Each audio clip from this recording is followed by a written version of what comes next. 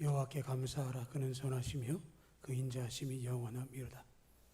여호와의 속량을 받은 자들은 이같이 말할지어다. 여호와께서 대적의 손에서 그들을 속량하사 동서남북 각 지방에서부터 모으셨도다. 아멘. 우리가 오늘 하루를 추수감사절로 지킵니다. 우리가 잘 아는 것처럼 추수감사절 미국을 개척했던 청교도들로부터 시작됐다라고 하는 것을 알고 있죠. 우리는 11월 셋째 주일을 추수감사절로 지키지만 미국은 추수감사절을 여러 번 이제 혼돈 가운데 또 때로는 지키지 않다가 16대 대통령 링컨 때에 공개적으로 11월 넷째 주 목요일을 추수감사절로 지켜서 이 날을 국가적인 축제 및 공휴일로 지키게 됩니다. 그래서 우리는 11월 셋째 주, 미국은 11월 넷째 주 목요일이라고 하는 날짜로 이제 정해서 하게 되는데요. 이 추수감사절은 미국으로 간 청교도들이 첫 해 농사를 짓고 추수한 후에 하나님께 감사 예배 드림으로부터 시작이 되어졌습니다. 청교도들은 16세기 후반에 영국 국교회 성공회의 탄압을 견디지 못한 그런 개혁주의자들을 청교도 퓨리탄이라고 부르는데, 그 사람들이 1620년 9월 16일 영국 남부에 있는 프리머스 항에서 메이플라워를 타고 102명의 사람들이 미국으로 출발했습니다. 그래서 3개월의 항해 끝에 12월 21일 미국 매사추세츠주 보스턴 남쪽 항구에 도착을 했고요. 도착해서 102명의 사람들이 출발했었지만 그 이듬해까지 살아남은 사람은 전부 60명이었습니다. 그런데 그 60명이 농사를 짓고 추수한 후에 하나님께 감사 예배를 드린 거죠. 처음부터 잘 먹고 잘 살자 해서 이동한 게 아니라 신앙의 자유를 얻기 위해서 고국을 떠났고 그 3개월의 항해 끝에 돌아와서 도착해서 그들이 살았던 그곳에서 102명 중에 절반이 죽고 60명만 살아남았고, 그러는 중에 우리 같으면 우리가 하나님의 뜻을 구하고 믿음을 갖기 위해서 자유로운 신앙생활을 위해서 옮겨왔는데 왜 이렇게 많이 죽었느냐라고 하는 원망을 할 수도 있지만, 불평이나 원망보다는 하나님 앞에 감사하는 예배를 그들이 드렸다라고 하는 것이죠. 그들이 정착하게 하셨고 그들에게 농사하게 하셔서 추수하도록 하신 하나님께 감사했다라고 하는 것을 생각해 보면 지금의 우리들과 비교를 하게 되는 거죠. 지금 우리는 먹을 것이 없어서 굶어 죽는 사람들은 없습니다. 당연한 줄 알고 누리면서 살아가고 있고요. 감사하고 있으면서 황폐해지는 정서적인 그런 시세를 살아가고 있는 것이죠. 이 미국으로 간 사람들은 가족을 절반이나 잃었어도 하나님께 감사했고 신앙의 확신을 그들이 가지고 있었다고 한다면 우리에게도 그런 은혜가 있어야 하고 그런 소망이 반드시 자리해야 할 줄로 믿습니다. 세상 사람들의 가치 기준으로 볼 때 그들의 삶의 영역은 생각보다 어려울 수 있지만 그럼에도 불구하고 그들은 남아있는 그들을 향해서 베푸셨던 은혜와 앞으로의 펼쳐질 하나님의 섭리를 기대하는 것들이 그들 속에 있었다라고 하는 것이죠.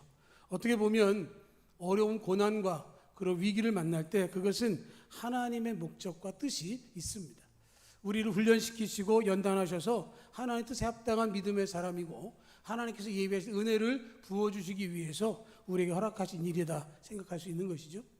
많은 사람들이 재물을 잃었다 하는 것 때문에 탄식하는 사람들이 있지만 신앙을 잃었다고 탄식하는 사람은 보기가 쉽지 않습니다. 죄를 회개하고 탄식하는 사람도 많지 않습니다. 우리가 신앙의 자유라고 하는 것의 중요함을 분명히 알아야 하는 것은 신앙의 선조들의 모습을 통해서 우리가 발견할 수 있는 것이죠.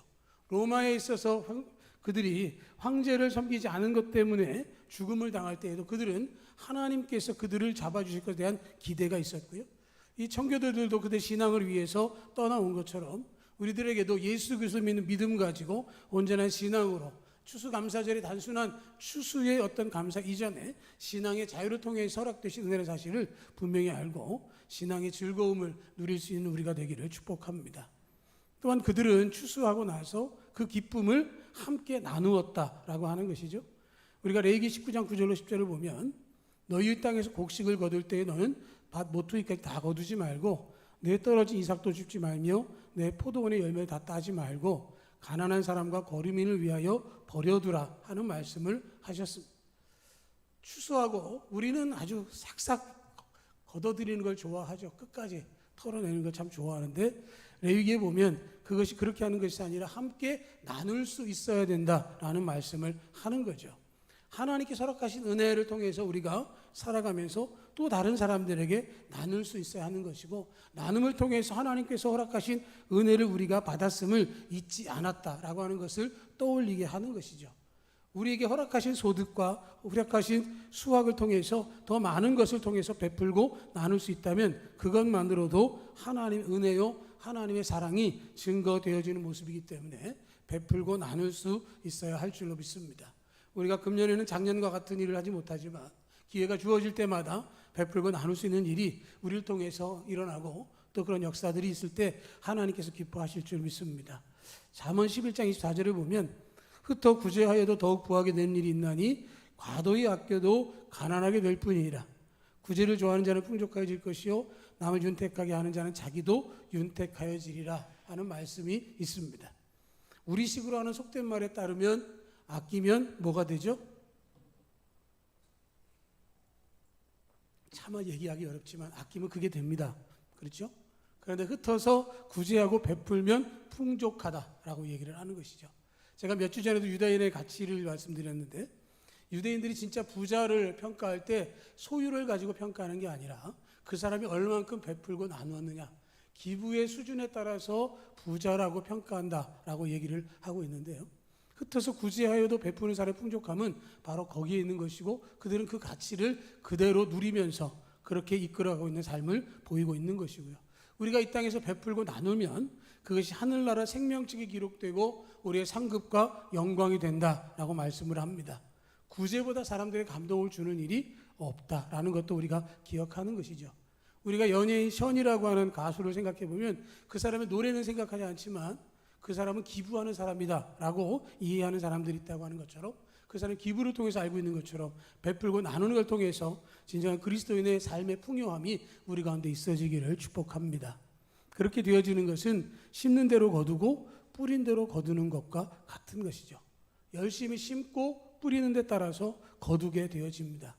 요즘 TV 프로그램 가운데 콩콩 팥팥이라고 하는 게 있어요. 아세요? 보신 분이 있나 모르겠다. 콩콩 팥팥.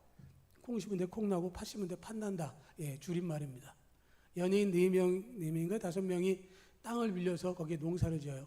그래서 뭐 풀어서 심고 잡초난 것도 보고 다시 걷었다가 다시 심고 하는 걸 통해서 보여주는 게 뭐냐면 심는 대로 거둔다라고 하는 것을 땀 흘려서 체험하도록 하는 프로그램인데요. 어떻게 보면 열심히 일하지 않으면 추수의 풍요함은 누릴 수 없습니다. 마찬가지로 신앙에 있어도 우리가 무엇을 심고 거두느냐는 우리의 믿음 생활에 따라서 달라지게 되어진다라는 것을 이야기하는 것이죠. 우리나라 사람들은 한 번에 역전을 기대하지만 한 번에 한 방에 되는 것은 없습니다. 신앙은 반드시 심는 대로 거두고 뿌린 대로 거두는 것을 말씀하고 있습니다. 내가 어떠한 신앙의 모습으로 어떻게 하고 있느냐에 따라서 우리의 삶이 달라질 것이고 하나님 안에서 그 일이 이루어진다는 것을 말씀하는 것이죠.